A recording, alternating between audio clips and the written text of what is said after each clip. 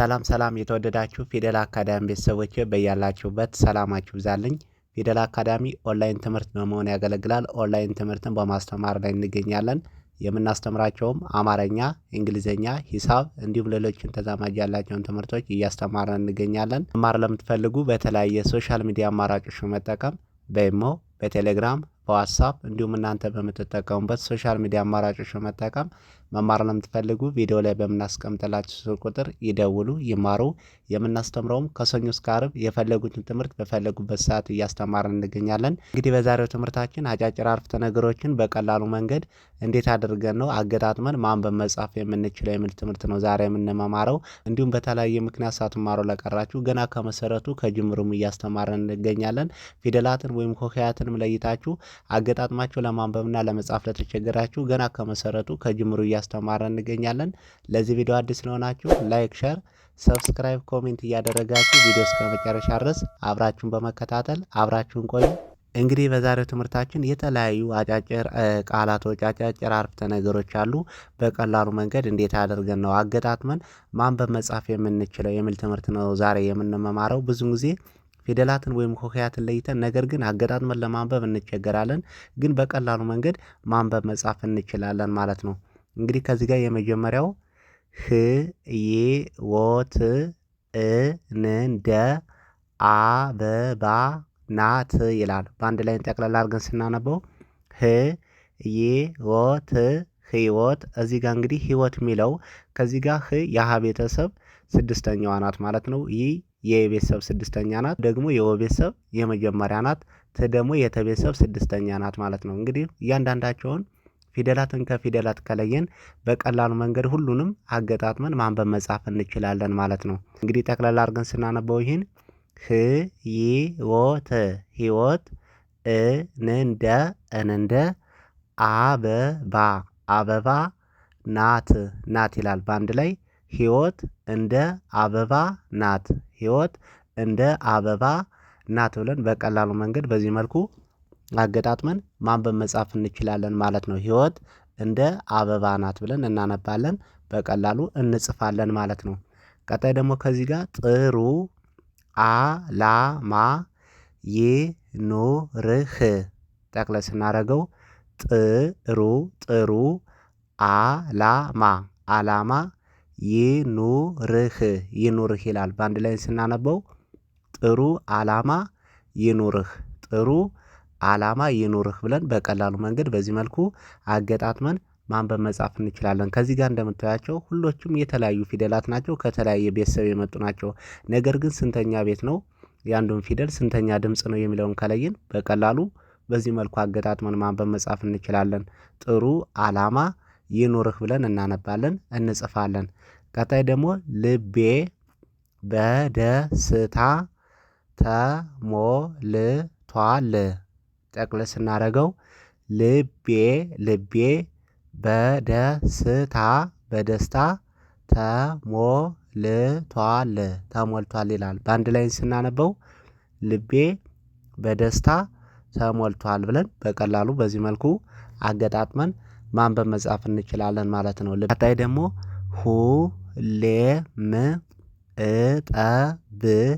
እጠብቅሻለሁ። በአንድ ላይ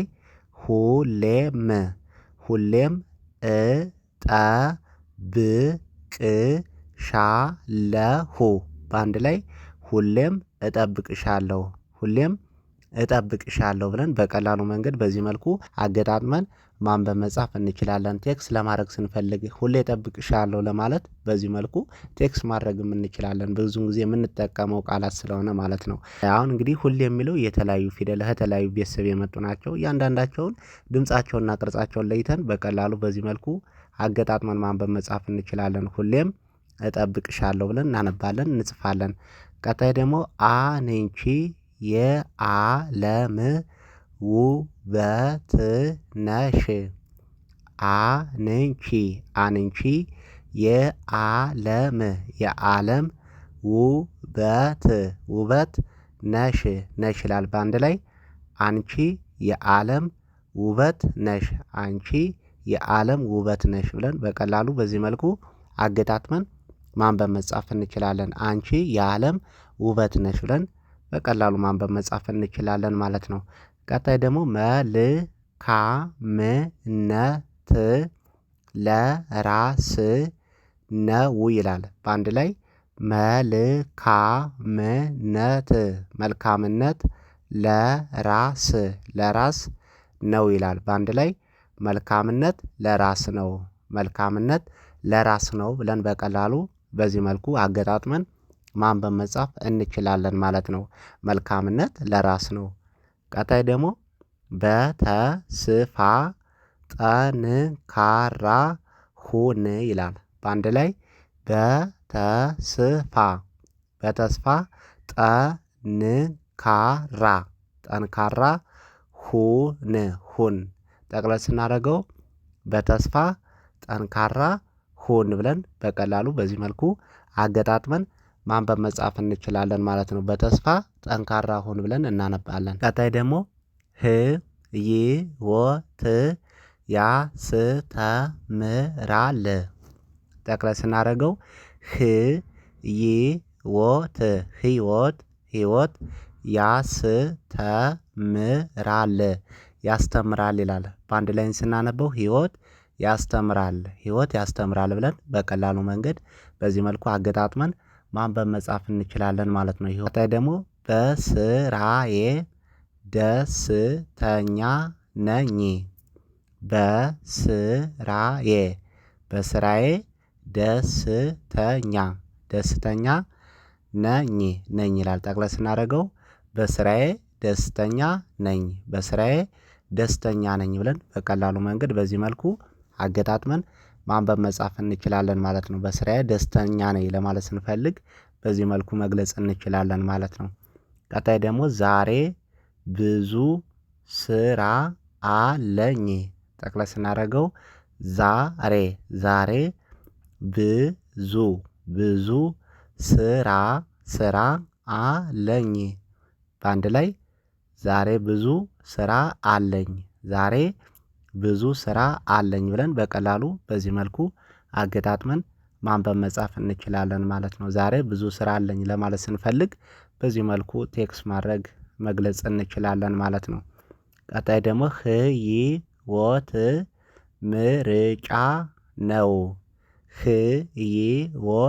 ህይወት ምርጫ ነው ይላል። በአንድ ላይ ህይወት ምርጫ ነው ብለን በቀላሉ መንገድ በዚህ መልኩ አገጣጥመን ማንበብ መጻፍ እንችላለን ማለት ነው። ቀጣይ ደግሞ ህይወት ትምህርት ነው። በአንድ ላይ